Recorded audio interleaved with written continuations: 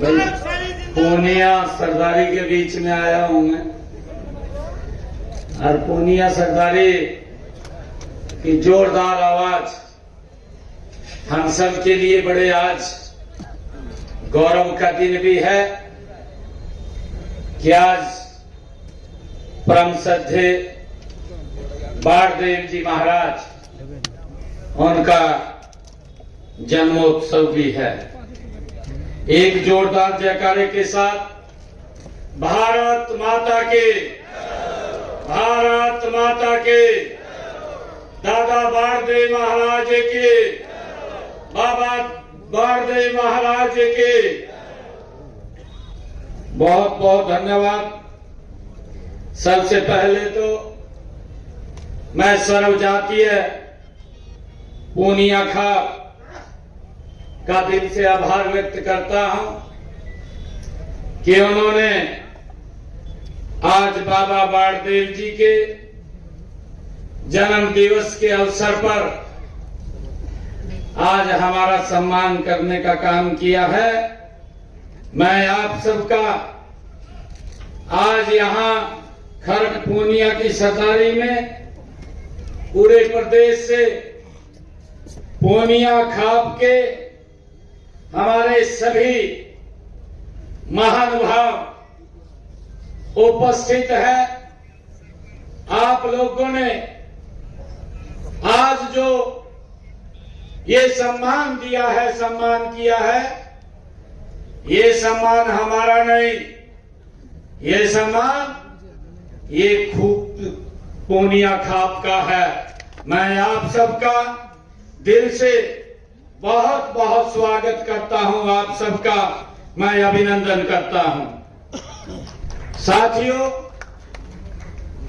आज इस अवसर पर दादा बाणदेव जी के जन्मोत्सव के अवसर पर और सर्वजातीय पूनिया समाज का इस महासम्मेलन में उपस्थित हमारे भारतीय जनता पार्टी के प्रदेश के प्रभारी माननीय सतीश पूनिया जी, हरियाणा सरकार में शिक्षा मंत्री महिपाल डांडा जी, लोक निर्माण मंत्री रणबीर गंगवा जी, हमारे सामाजिक न्याय एवं अधिकारिता मंत्री कृष्ण कुमार बेदी जी, हमारे हांसी के विधायक विनोद बाणा जी, नलवा के हमारे विधायक रणधीर पनिहार जी,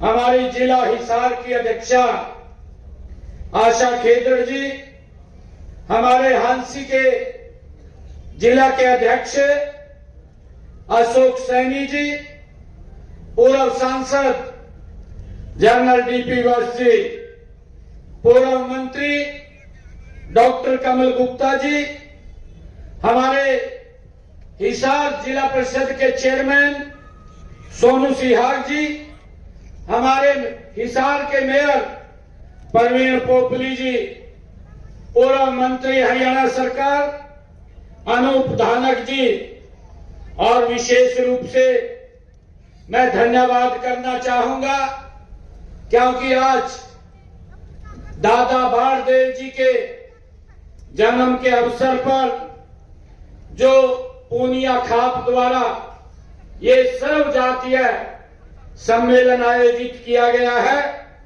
इसके लिए हमारे भारतीय जनता पार्टी के प्रदेश के महामंत्री और आयोजक सुरेंद्र पूनिया जी का मैं दिल से धन्यवाद करता हूं। और इसी कड़ी में हमारे दूसरे आयोजक जो प्रसिद्ध समाज सेवी भी हैं, लगातार समाज के अंदर उनको सुविधाएं देने का, पहुंचाने का काम करते रहते हैं, ऐसे हमारे विजय पूनिया जी, हमारे अध्यक्ष सर्स डेयरी ओम प्रकाश पूनिया जी, और मंच का बहुत अच्छे से संचालन कर रहे हमारे महिपाल शास्त्री जी, मैं उनको प्रणाम करता हूं। और हमारे बीच में आज जब हम दादा बाणदेव जी महाराज के आज इस प्रकाश पर्व के ऊपर हम एकत्र आए हैं, तो इस अवसर पर हम सबको आशीर्वाद देने के लिए हमारे बीच में संत अमरदास जी वो पधारे हैं। मैं उनको प्रणाम करता हूं। हमारे बीच में संत पुरी जी, पवन पुरी जी, वो भी पधारे हैं। और हमारे बीच में देवी शक्तिपुरी जी, वो भी पधारी हैं। मैं उनको बहुत बहुत उनको प्रणाम करता हूं, उनका दिल से धन्यवाद करता हूं। और आज इस भव्य सम्मेलन में हमारी मातृशक्ति, हमारे बुजुर्ग, युवा साथी, मैं आप सबको भी दोनों हाथ जोड़ करके शीश नुआ करके राम राम करता हूं, आप सबको प्रणाम करता हूं। साथियों, आज हम सब दादा बाणदेव के पावन जन्मोत्सव पर यहाँ एकत्र आए हैं। साथियों, यह दिन हमारे लिए एक श्रद्धा का दिन है और यह दिन हम सब के लिए एक प्रेरणा का भी दिन है। साथियों, ये आत्म बल का भी ये हम सब के लिए दिन है। मैं आप सबको बहुत बहुत बधाई देता हूं। दादा बाणदेव जी का जीवन हम सब जानते हैं कि पूनिया खाप के इतिहास का वह सुनहरा अध्याय है जिसने हमें सिखाया है, जिन्होंने हमें शिक्षाएं दी हैं और उनके दिखाए हुए मार्ग के ऊपर हम आगे बढ़ रहे हैं। इंसान अपनी पहचान जन्म से नहीं, अपने कर्म और चरित्र से बनाता है। ये बाबा दादा बाणदेव जी ने हमें सिखाया है। साथियों, मुझे खुशी है, हम सब जानते भी हैं कि दादा बाणदेव, उनका जीवन से हमें यही सीख मिलती है कि उन्होंने हमें सत्य, अनुशासन और भाईचारे को जीवन का मूल मंत्र दादा बाणदेव जी ने ये हमें दिया है। साथियों, कहते थे बाबा बाणदेव जी अपने शब्दों में वो बोलते थे कि खाप की ताकत उसकी एकता में है। ये बाबा बाणदेव जी कहते थे और समाज की उनकी युवाओं की मेहनत में है। ये बाबा बाणदेव जी हमें मार्ग दे करके गए हैं। साथियों, उनका जीवन हमें यह संदेश देता है कि जब समाज संगठित और अनुशासित होता है तो हर समस्या का समाधान वो आसान हो जाता है। ये बाबा बाणदेव जी ने हमें सिखाया है। साथियों, पूनिया खाप ने हमेशा देश हित, समाज हित और जनहित में जनहित को सबसे ऊपर रखा है। ये हम सब के लिए बड़े गर्व की बात है। साथियों, दादाजी ने भी, दादा बाणदेव जी ने भी हमेशा हमें यही विश्वास दिया है कि जो खाप समाज की भलाई के लिए खड़ी होती है वह कभी कमजोर नहीं पड़ती है। ये बाबा बाणदेव जी ने हमें सिखाया है। साथियों, बाबा बाणदेव जी ने जहां बुजुर्ग बुद्धि देंगे, उन्होंने कहा कि जहां बुजुर्ग बुद्धि देंगे और युवा मेहनत करेंगे, महाविकास नहीं रुक सकता, विकास की गति बढ़ती है। साथियों, दादा बाणदेव जी महाराज कहते थे कि युवा यदि सही दिशा में आगे बढ़ जाए तो नई पीढ़ियों की वो तकदीर बदल देता है। अगर सही दिशा के अंदर आगे बढ़ जाए, ये बाबा बाणदेव जी अपने प्रवचनों में हम सबको वो बताते थे। और मुझे खुशी है कि हम लगातार बाबा बाणदेव जी के दिखाए हुए उस मार्ग के ऊपर हमारी सरकार निरंतर आगे बढ़ रही है। मैं ये कहना भी चाहूंगा कि हम सब ने ये संकल्प भी लेना चाहिए और युवाओं को भी हमें इस और बढ़ाना चाहिए कि हमारा युवा नशे से दूर रहे। ये बाबा बाणदेव जी ने अपने प्रवचनों में हम सबको भाइयों ये रास्ता दिखाया है। और मुझे खुशी है बताते हुए कि अभी पिछले दिनों जब मैंने इस नशे के विरुद्ध एक बड़ी साइक्लोथॉन यात्रा उसका चला रखी थी, तो उस बीच में हमारी सभी खाप पंचायतें अपना आशीर्वाद देने के लिए उस बीच में आई थी। मैं उनका भी आभार व्यक्त करता हूं और मैं पूर्णिया खाप से ये आग्रह करता हूं कि युवाओं को एक सही दिशा में आगे बढ़ाना चाहिए ताकि आने वाली पीढ़ियां हमारी और सशक्त और मजबूत हो सके, उनको हम नशे से दूर रखें। साथियों, मैं आप लोगों से ये भी अपील करना चाहूंगा कि हम युवाओं को शिक्षा, खेल और तकनीकी में हम उनको आगे बढ़ाने का काम करेंगे। साथियों, और समाज व खाप मान सम्मान को हमेशा हम ऊंचा रखेंगे। मैं युवा साथियों से ये कहना चाहता हूं, मुझे खुशी है कि आज जब हम दादा बाणदेव जी का जो सपना था उस सपने को हमने धरातल पर उतारते हुए उसको आगे बढ़ाने का काम करना है। जो दादा बाणदेव जी कहते थे कि हमारा भाईचारा वो मजबूत होना चाहिए। ये बाबा बाणदेव जी वो अपने शब्दों के अंदर हम सब का मार्गदर्शन करते थे और वो कहते थे कि परिवार एकजुट होना चाहिए और जब भाईचारा मजबूत होगा, परिवार एकजुट होगा, तो साथियों और हर घर में सम्मान और संस्कार, सुरक्षा ये बनी रहेगी जब हम ये काम करेंगे। ये बाबा बाणदेव जी ने हमें ये शिक्षा दी है। साथियों, मुझे खुशी है कि हमारी सरकार बाबा बाणदेव जी के उस दिखाए हुए मार्ग के ऊपर निरंतर आगे बढ़ रही है। हम सब जानते हैं कि मैं बड़ खालसा के अंदर था। बड़ खालसा में गुरु तेग बहादुर जी का जो 350वां साला दिवस हम सब हरियाणा सरकार बड़े पत्थर के ऊपर मना रही है। उस जो हमारे गुरु के परम शिष्य थे, उन परम शिष्यों में चाहे हमारे खुशहाल सिंह जी दैया, चाहे भाई जैता जी, हमारे जिन्होंने गुरु जी के साथ मिलकर के बड़ी कुर्बानियां देने का काम किया है।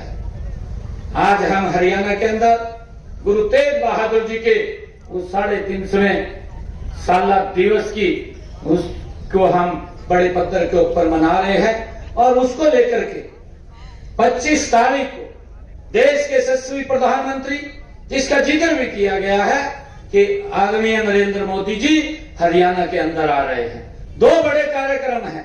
गुरु तेग बहादुर जी का 350 साल, जिन्होंने इस राष्ट्र, इस धर्म की रक्षा के लिए अपना शीश तक दे दिया।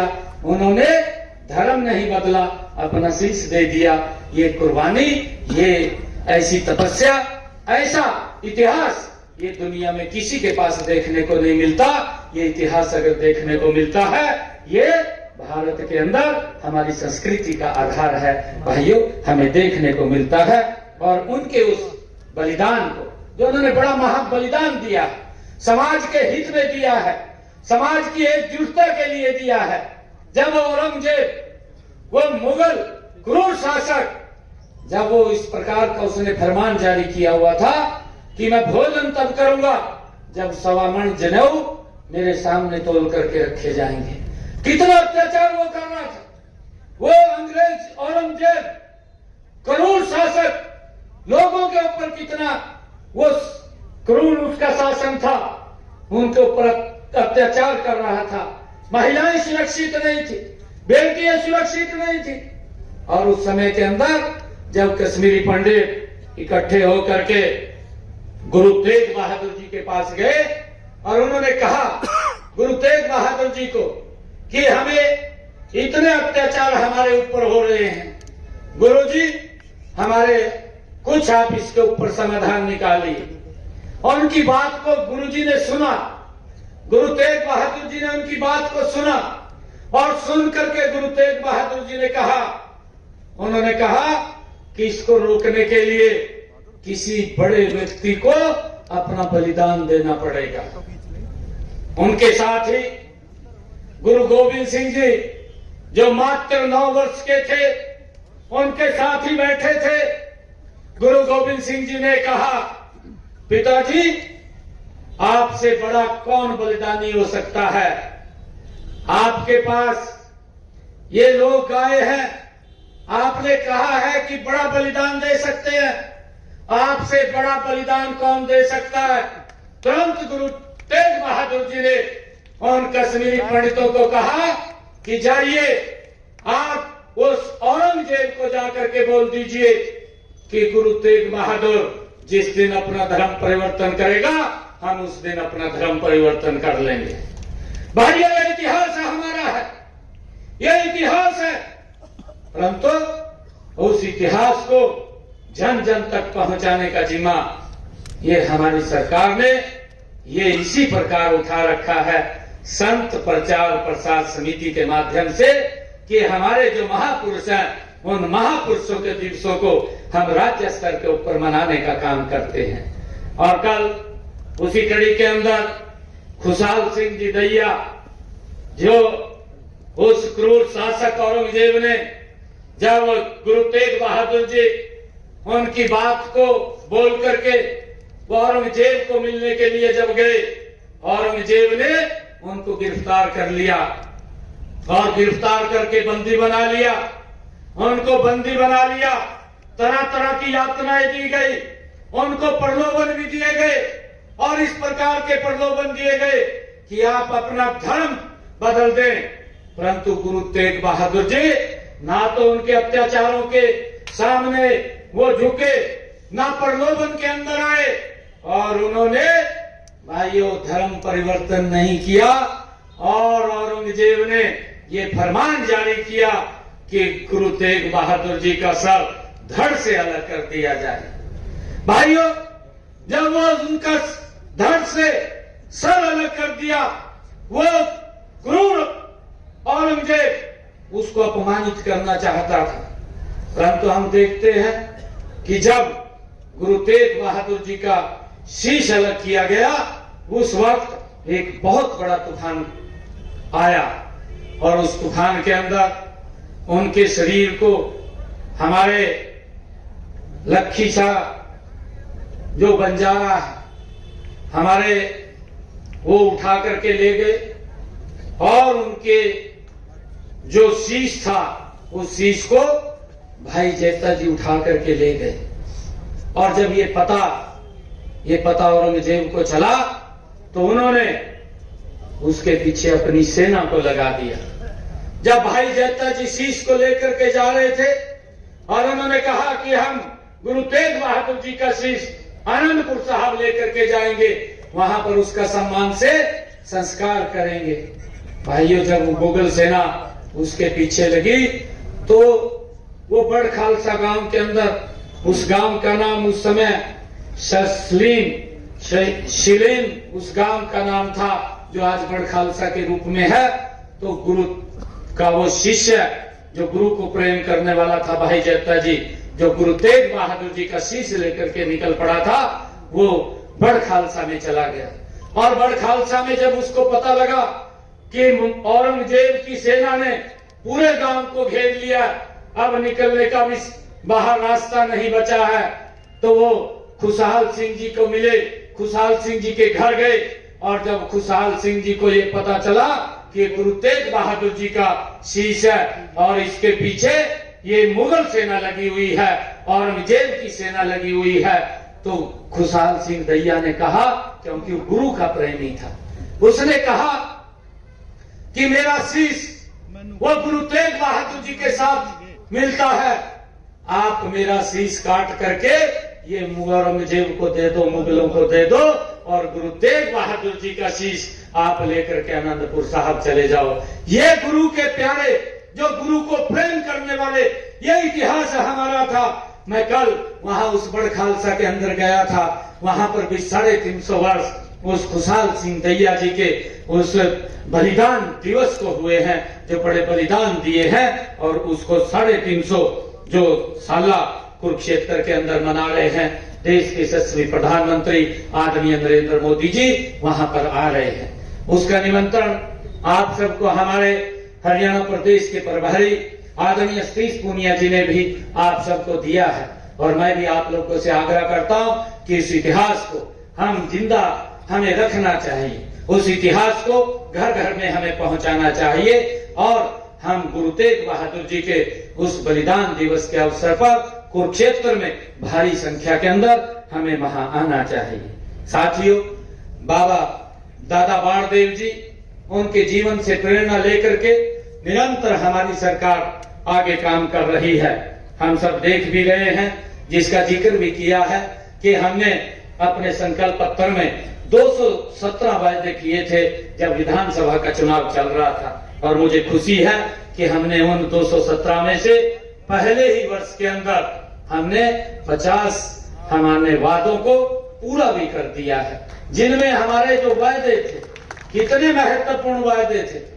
हमारे जो वायदे थे कि मेरे जो किसान की फसल है, वो किसान की फसल कोई भी हरियाणा प्रदेश के अंदर हमारा किसान जो फसल उगाएगा, हरियाणा सरकार उसको एमएसपी पर खरीदने का काम करेगी। ये काम हमने, ये देश का पहला ऐसा राज्य है हरियाणा जिसने निर्णय किया है कि अपने किसान की पूरी फसल वो एमएसपी पर खरीदने का काम करेंगे। साथियों, हमने ये भी निर्णय किया कि हमारे जो ऐसे किसान थे जिनके पास जमीन पट्टे के ऊपर थी, लंबे समय से वो काश्त कर रहे थे परंतु उनके नाम नहीं थी, ये मालिकाना हक देने का काम भी ये हमारी सरकार ने किया है। हमने ये भी निर्णय किया है कि जो गांव के अंदर किसी व्यक्ति ने अपना मकान पंचायती भूमि के ऊपर बना रखा है, लंबे समय से उसके ऊपर एक लिटिगेशन कोर्ट की तलवार लटकी रहती थी। कई बार कोई एप्लीकेशन दे देता था, उसका मकान ढा देते थे, मजबूरी होती थी जब कोर्ट का कोई निर्णय आ जाता था। परंतु हमने निर्णय किया, हरियाणा प्रदेश के अंदर जो गांव में अगर किसी व्यक्ति ने पंचायती भूमि के ऊपर 20 वर्षों से अपना मकान बना रखा है तो उसको भी मालिकाना हक देने का काम ये हमारी सरकार ने किया है, ताकि उसके ऊपर ये समस्या न रहे। साथियों, हमने जो हमारे किसान थे, अंग्रेजों के समय का उनके ऊपर एक टैक्स लगा हुआ था और उस टैक्स को 133 करोड़ रुपया था। हमने उस टैक्स को तो जड़ से समाप्त किया है और समाप्त तो किया है, 133 करोड़ को भी हमने माफ करने का निर्णय हमारी सरकार ने किया है।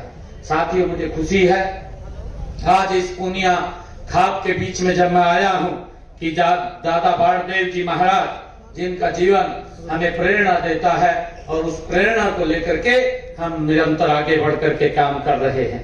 उनकी सोच थी कि गरीब को कैसे मजबूत और सशक्त किया जाए और हमने आते ही जो बात कही थी कि हम हरियाणा के युवाओं को बिना पर्ची बिना खर्ची के हम नौकरी देने का जो काम कर रहे हैं उसको आगे बढ़ाने का काम करेंगे। भाइयों, मेरे पास हरियाणा के जब युवा आए थे कि रिजल्ट रुका है, मुख्यमंत्री जी आप रिजल्ट निकाल दें। मैंने कहा कि अभी तो नहीं निकाल सकता, परंतु 8 तारीख के बाद जब आप सबका हरियाणा प्रदेश के लोगों का आशीर्वाद मिलेगा तो मैं शब्द बाद में लूंगा, पहले आपको ज्वाइनिंग लेटर दूंगा।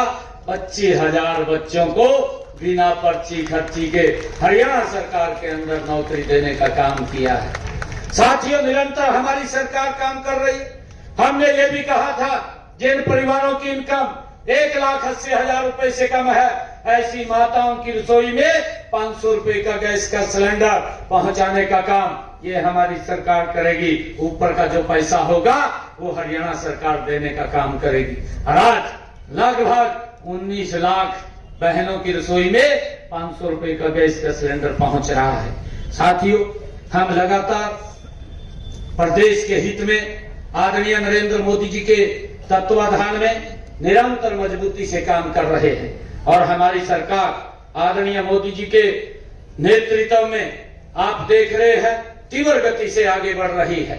उनके मार्गदर्शन में नई नई योजनाएं आज हरियाणा के अंदर अगर आप लोग देखें, सड़कों का एक जाल बिछाने का काम ये पिछले 11 वर्षों में आदरणीय मोदी जी के नेतृत्व में हुआ है। अगर यहां से हिसार से चंडीगढ़ भी जाना होता था तो लगभग 6-7 घंटे 8 घंटे का समय लगता था, परंतु आज 3.5 घंटे के अंदर आप चंडीगढ़ पहुंच जाते हैं। ये बदलाव ये नरेंद्र मोदी जी के नेतृत्व के अंदर आया है। साथियों, लगातार हमारी सरकार, चाहे लाडो लक्ष्मी योजना की बात हो, ये महत्वपूर्ण योजना थी। हमने इस योजना के माध्यम से भी हमने साथियों लोगों तक लाभ पहुंचाने का, बहनों को 2100 रुपए देने की वो प्रक्रिया शुरू कर दी है। मैंने पहले ही बजट के अंदर 5000 करोड़ रुपया उसका रिजर्व कर दिया था। धीरे धीरे करके उसको हम आगे बढ़ाने वाले हैं।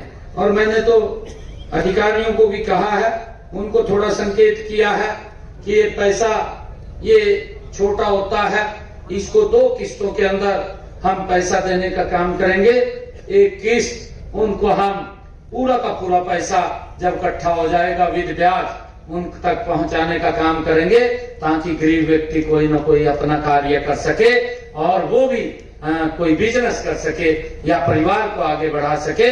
उसके लिए हमने अधिकारियों को कहा है कि एक बार इसके ऊपर बात करके आप लोग इसको आगे करिए। और साथियों, हमने ये भी कहा है कि जो हमारे हरियाणा प्रदेश के अंदर चाहे युवाओं के लिए नौकरी की बात की थी, हमने आगे भी और नौकरियां लगातार जो हमने बात कही थी उसको निकालते हुए युवाओं को रोजगार देने का काम निरंतर हमारी सरकार कर रही है। साथियों, चाहे हरियाणा प्रदेश के अंदर इंडस्ट्रियल जोन बनाने की बात हो, हमने हरियाणा प्रदेश के अंदर अपने बजट भाषण के अंदर ये बात कही थी कि हम हरियाणा में 10 नई IMT खोलेंगे। उसकी प्रक्रिया तेजी से चल रही है। लगभग 2-3 IMT की जमीन हम शीघ्र ही ले लेंगे, ताकि हरियाणा के अंदर रोजगार के साधन खड़े हों। उसको लेकर के हमारी सरकार काम कर रही है। साथियों, मैं आज आप सबको इस अवसर के ऊपर बहुत बहुत बधाई भी देता हूं, आप सबको शुभकामनाएं भी देता हूं कि परम पूज्य दादा बाणदेव जी महाराज उनके जन्म दिवस के ऊपर हम 71 आए हैं।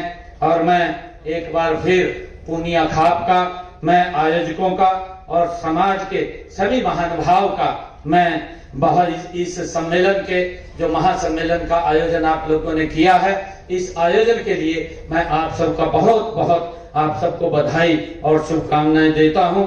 आप सबका धन्यवाद करता हूं। और हमारे सुरेंद्र पूनिया जी ने कुछ मांगे यहाँ के लिए रखी थी।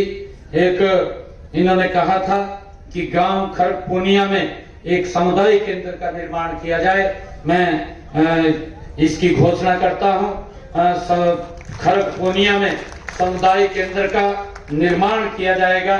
और दूसरा, पुस्तकालय की बात वो सुरेंद्र पूनिया जी ने कही, यहाँ पर खरक पूनिया में एक पुस्तकालय भी खोला जाएगा, जिससे कि हमारे बच्चों को उसका बड़ा लाभ मिलेगा।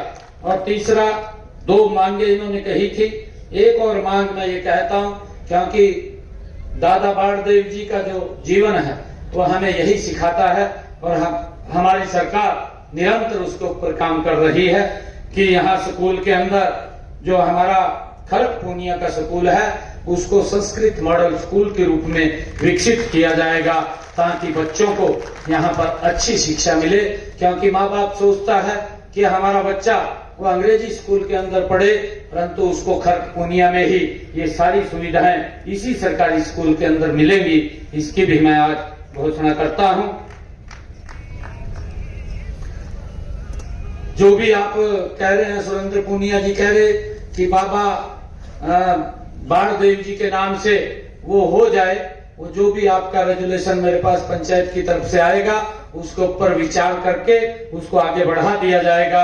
मैं पुनः आप सबको और खूबी पूनिया खाप को पुनः बहुत बहुत मैं साधुवाद देता हूं, क्योंकि हमारे समाज का ही ताना बाना है जो आपस में मिलकर के प्यार से हम एकता से जो दादा बाणदेव जी ने हमें मार्ग दिया है, उस मार्ग के ऊपर आगे बढ़ते हैं। तो जो मोदी जी का संकल्प है कि हमने विकसित राष्ट्र बनाना है, तो उस विकसित राष्ट्र में इन खाप के हमारे प्रतिनिधियों की एक बड़ी भूमिका होती है। मैं आप सबको इस अवसर पर बहुत बहुत बधाई और शुभकामनाएं देता हूं। इन्हीं शब्दों के साथ जय हिंद, जय भारत, जय भारत मां, जय दादा बाणदेव की, जय दादा बाणदेव की।